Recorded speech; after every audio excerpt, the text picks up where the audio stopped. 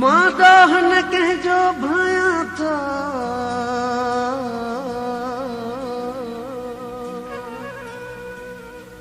मूंसां कहर कयो इन क़िस्मत ॿियो केर मरे तो कंहिंजे लाइ विधो मां मरे तुंहिंजी मोहबत ओ वला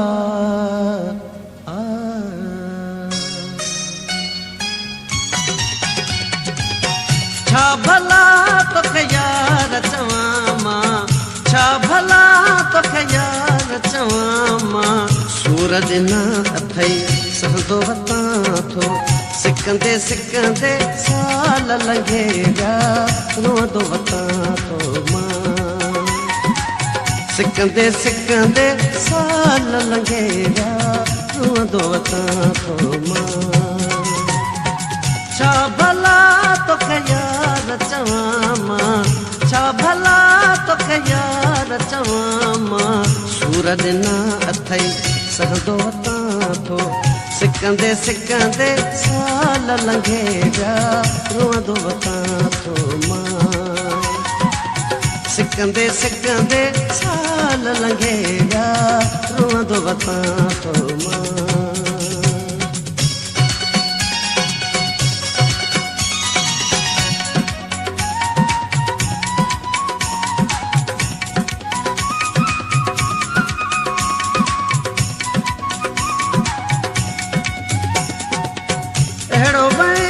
वरी मोट न कई तो अहिड़ो वरी मोट न कई तो सोज़ तुंहिंजे में सड़ंदो वतां थो दुख वधी विया दर्द वधी विया रोअंदो वतां थो मां दुख वधी विया दर्द वधी विया रोअंदो वतां थो मां छा भला तोखे यार चवां मां छा भला तोखे यार चवां मां सूरज न अथई सहंदो वतां थो सिकंदे सिकंदे साल लंघे विया रोअंदो वतां थो मां सिकंदे सिकंदे साल लंघे विया रोअंदो वतां थो मां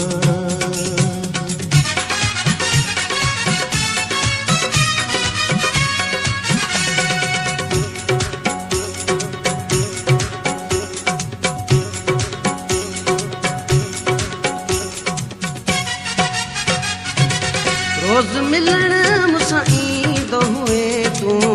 रोज़ मिलण मूंसां ईंदो हुए तूं हुन तुंहिंजा से यादि कयां थो वक़्त उहे जो यार रुसी विया रोअंदो वतां थो मां वक़्त उहे जो यार रुसी विया रोअंदो वतां थो मां छा भला तोखे यार चवां मां छा भला तोखे यार चवां मां सूरज न अथई सहंदो वतां थो सिकंदे सिकंदे साल लंघे विया रोअंदो वतां थो मां सिकंदे सिकंदे साल लंघे विया रोअंदो वतां थो मां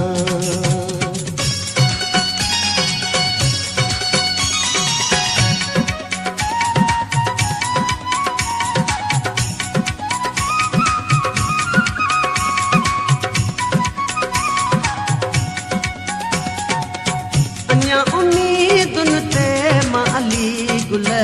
अञा उम्मीदुनि ते मां अली गुल यानी जियां थो राह ॾिसां थो वेठे वेठे वजह वरी विया रोअंदो वतां थो मां वेठे वेठे वजह वरी विया रुअंदो वतां थो मां। छा भला तोखे यार चवां मां, छा भला तोखे यार चवां मां। सूर ॾिना अथई सहंदो वतां थो,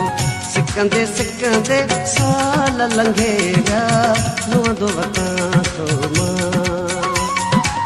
सिकंदे सिकंदे साल लंघे विया रुअंदो वतां थो मां।